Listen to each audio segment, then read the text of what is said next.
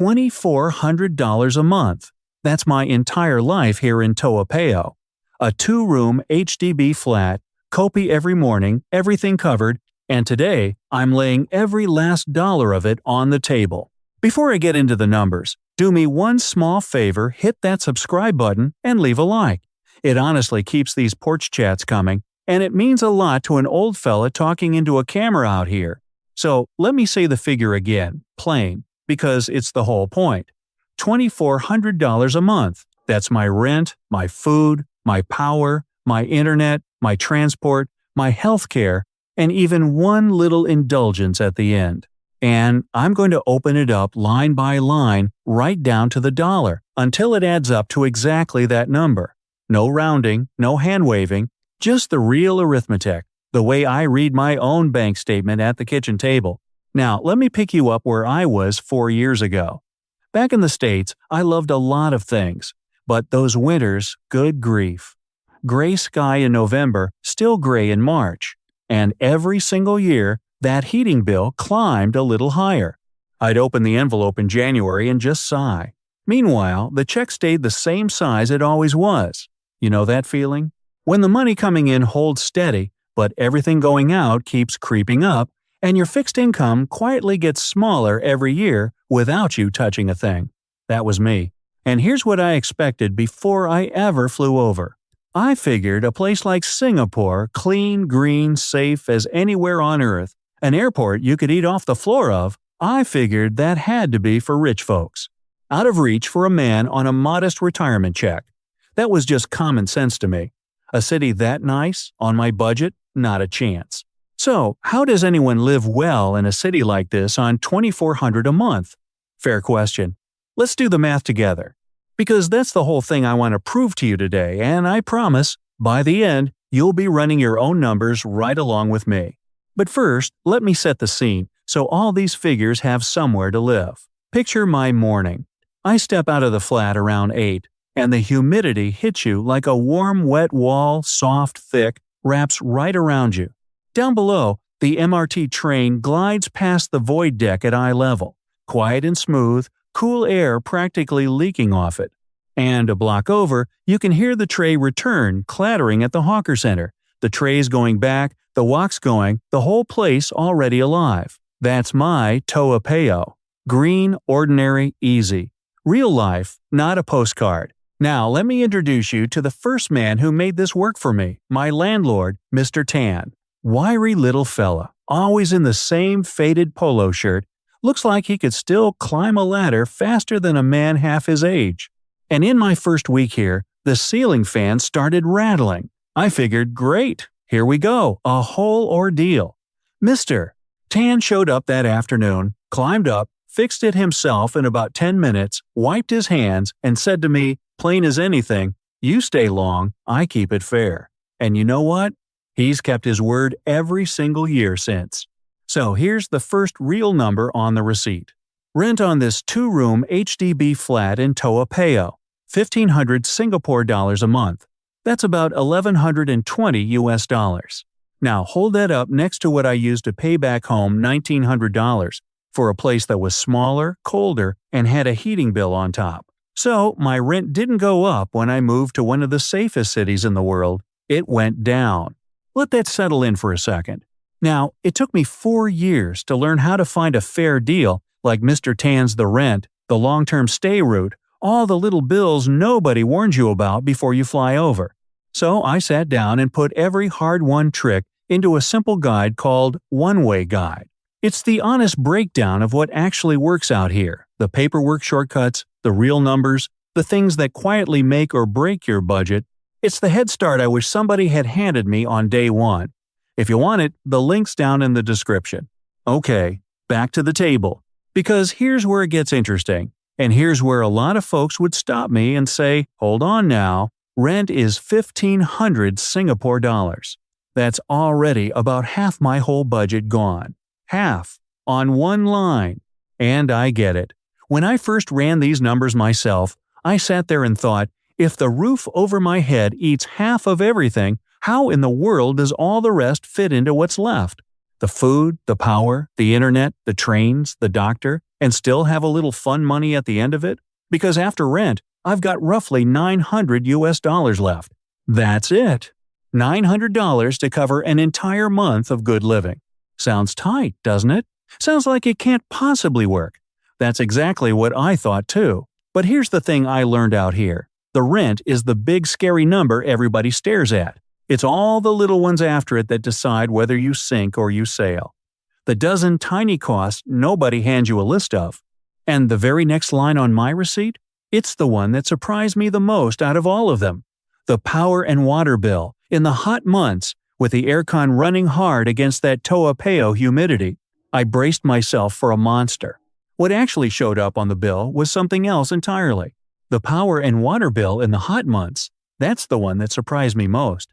I run the aircon hard out here. When that wall of Toa Payoh humidity leans on you at 8 in the morning, you don't debate it, you flip the switch.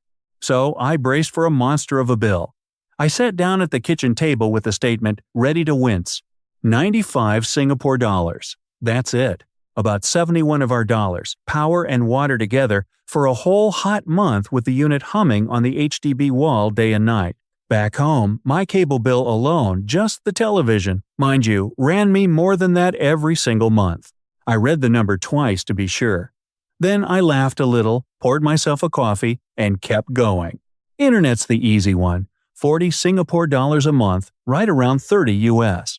Fast enough that when I ring my daughter back in the States, her face doesn't freeze up halfway through a sentence. One clean line, nothing to fuss over. Done. Now, here's the part I love talking about, because this is the heart of the whole life out here. Food. I eat like a king in this neighborhood, and I mean that plainly.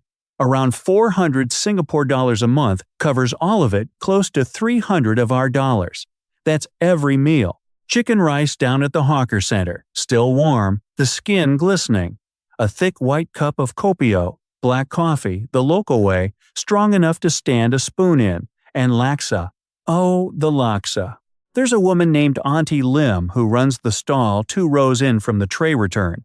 Little woman, quick hands, always got a dish towel over one shoulder. She knows my order before I open my mouth now. I sit down, and a minute later she slides the bowl across the counter, that coconut broth, the prawns, the smell of it hitting you before it even lands. Behind me, the tray return clatters away, folks stacking their plates, the whole place moving. That bowl cost me a few dollars, a few, and I walk out full and happy. Back home, groceries and eating out ran me $400–500 a month, and half the time I was heating up something out of a box in front of that expensive television. Look at that food figure and tell me your own grocery run back home comes anywhere close.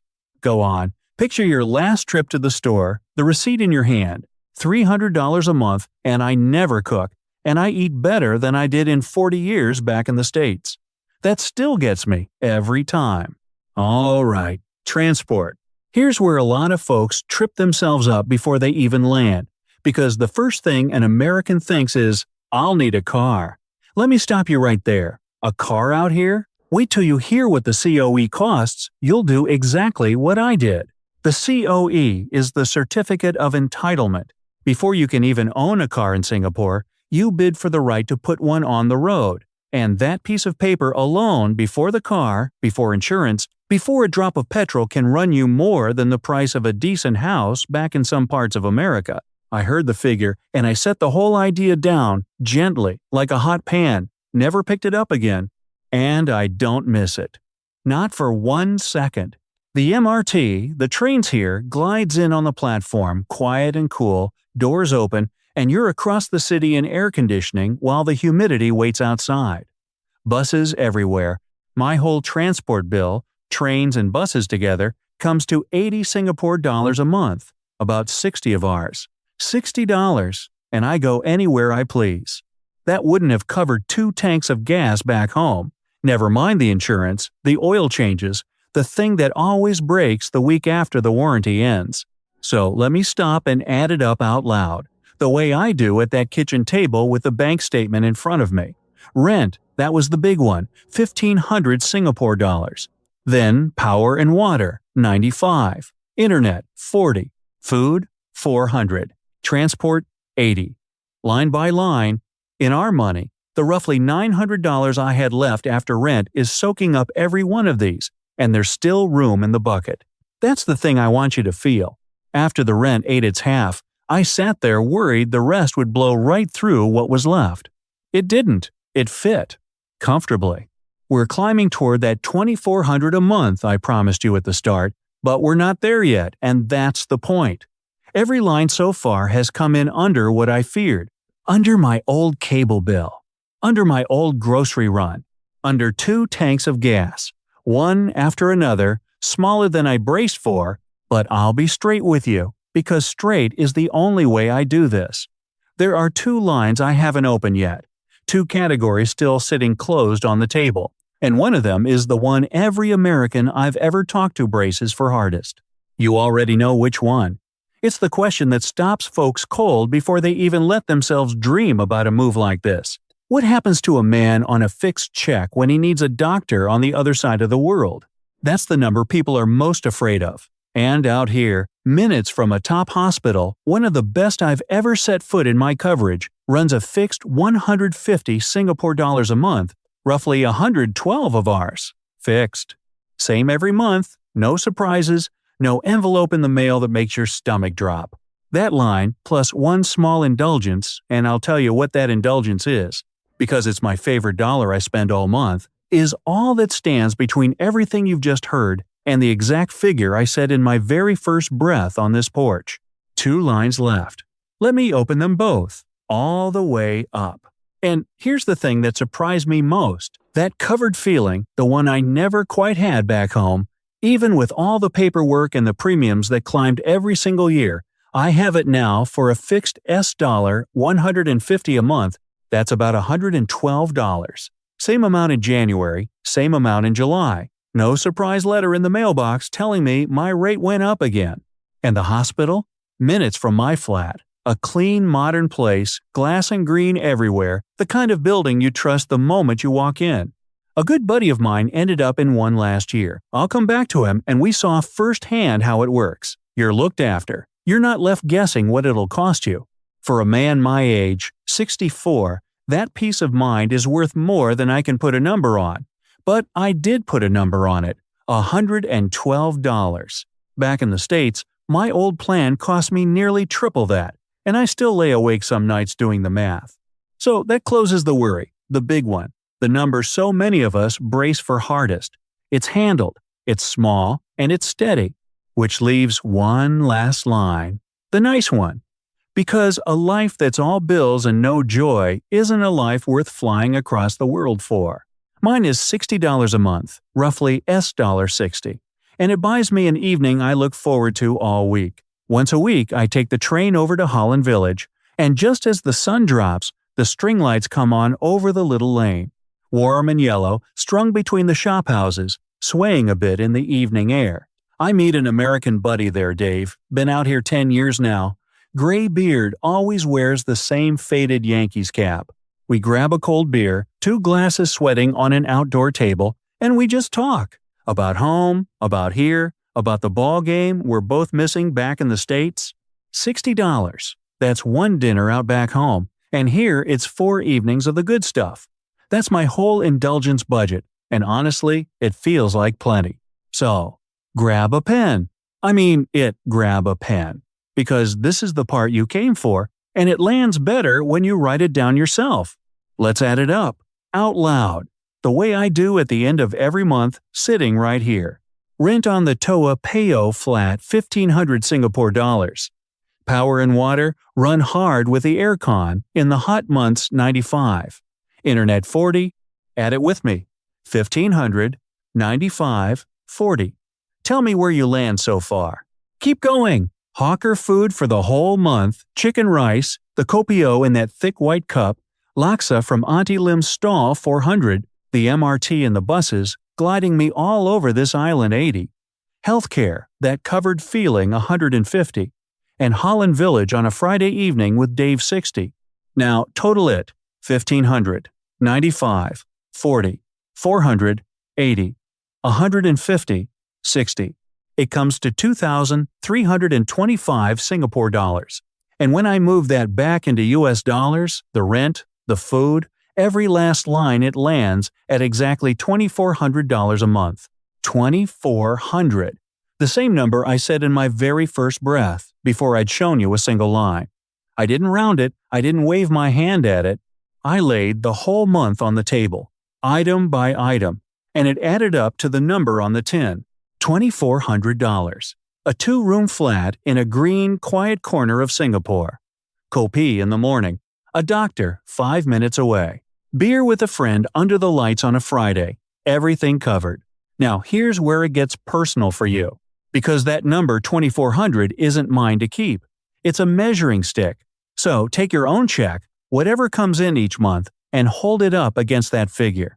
Run your own check against that number and see how much further it stretches than you thought. Most folks I talk to, the ones sitting at their kitchen table back home dreaming about this, they've got a Social Security check and maybe a little pension on top. And when they finally do the arithmetic, the real arithmetic, not the scary guessing, they go quiet for a second.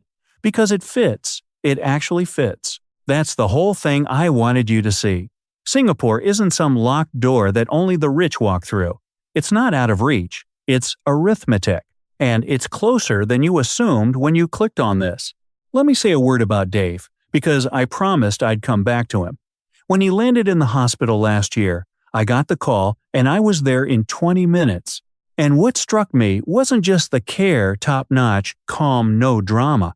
It was that within a day, 3 other folks from our little circle had turned up too. Coffee, a magazine, someone to sit with. That's what people don't tell you before you come. You worry you'll be alone on the far side of the world. You won't be. The expat community out here is warm, and it finds you faster than you'd believe. My first week, a family invited me for coffee at the market. 10 years in, Dave's still meeting new arrivals under those same string lights, telling them the same thing I'm telling you. You'll find your people. That part takes care of itself. So that's my month. All of it, on the table, nothing hidden in the margins. The rent that's less than the smaller place I left behind. The power bill that's smaller than my old cable. The food that lets me eat like a king for the price of a few American grocery runs. And the $2,400 that ties it all together. Don't rush this. That's my honest advice. Take your time. Sit with your own numbers the way I sat with mine that first year. Run them once, run them twice, and let the total surprise you a little. And when you're ready, really ready, picture this. It's evening. The heat of the day has finally let go. Down in the void deck of a Toa Payoh block. It's cool and green and still, an old fellow shuffling home with his groceries, the train sliding past at eye level, quiet as anything. That's not a postcard. That's just a Tuesday out here. That could be your Tuesday. The number's real. The life's real. And your own next chapter is a lot closer than you thought when you sat down today. Run the math. I think you'll like where you land.